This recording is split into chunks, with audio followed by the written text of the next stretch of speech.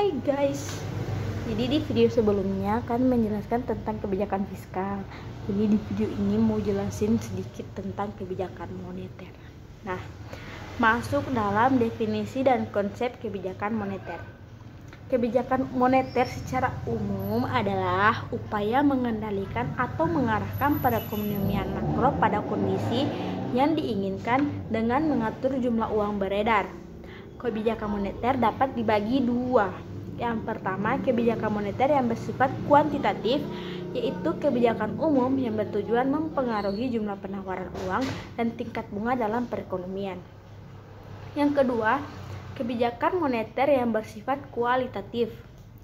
Nah, di sini dibagi dalam dua bagi. Yang pertama, pengawasan pinjaman secara selektif, yaitu menentukan jenis-jenis pinjaman yang harus dikurangi atau digalakkan.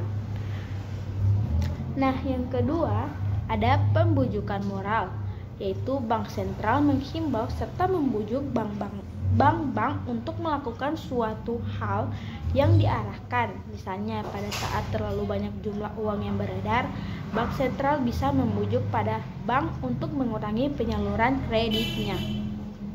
Kemudian ada manajemen moneter konvensional dan Islam.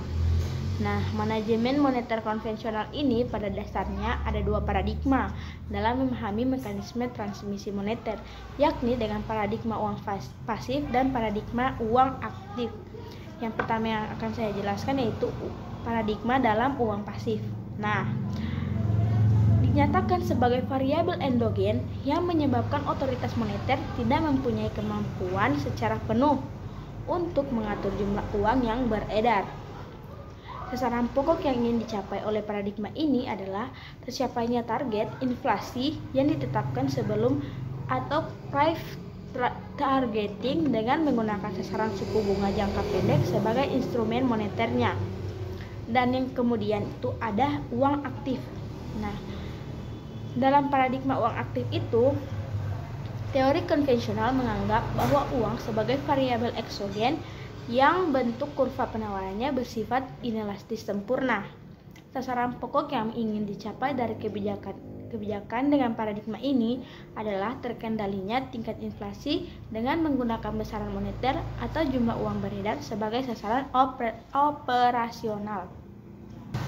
Nah, masuk yang kedua yaitu manajemen moneter Islam. Dalam pemikiran manajemen moneter dalam konsep Islam adalah terciptanya stabilitas permintaan uang dan mengarahkan permintaan uang tersebut pada tujuan yang penting dan produktif. Oleh karena itu, setiap instrumen yang akan mengarahkan pada instabilitas dan pengalokasian sumber data yang tidak produktif akan ditinggalkan. Masuk pada materi instrumen moneter konvensional dan Islam. Nah, yang pertama ada instrumen moneter konvensional. Open Market Operation atau biasa disebut dengan OMO atau operasi pasar terbuka adalah pembelian dan penjualan surat-surat berharga milik pemerintah atau government securities yang dilakukan oleh bank sentral. Nah, yang kedua ada discount rate. Instrumen moneter konvensional yang kedua ini adalah fasilitas diskonto atau discount rate.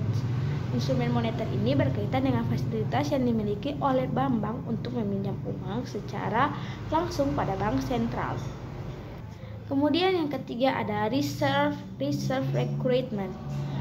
Nah, dirancang untuk menjamin pemilik uang atau nasabah penyimpanan atau biasa disebut dengan deposan yang menyimpan uangnya di bank akan mendapatkan uangnya jika ia menarik simpanannya atau deposit. Nah, dan yang terakhir ada moral suasion, imbauan moral. Menggunakan imbauan moral untuk meyakinkan para bankir dan manajer senior institusi keuangan agar lebih memperhatikan kepentingan jangka panjang daripada kepentingan jangka pendek institusinya. Nah, masuk pada aplikasi instrumen moneter. Yang pertama ada Sudan.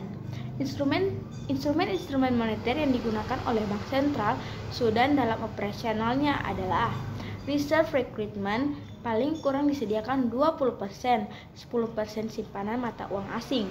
Bank-bank komersial harus mencapai dan memelihara rasio likuiditas sebesar 10% dari dana giro dan tabungan dalam bentuk mata uang lokal.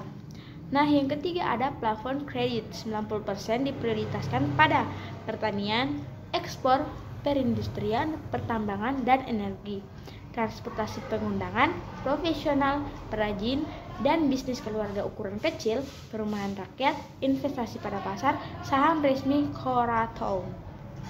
Nah, di sini selain negara Sudan ada juga negara Iran, Indonesia. Jadi masih banyak. Mungkin cuman itu dulu yang bisa aku jelasin. Semoga bermanfaat. See you next video. Bye.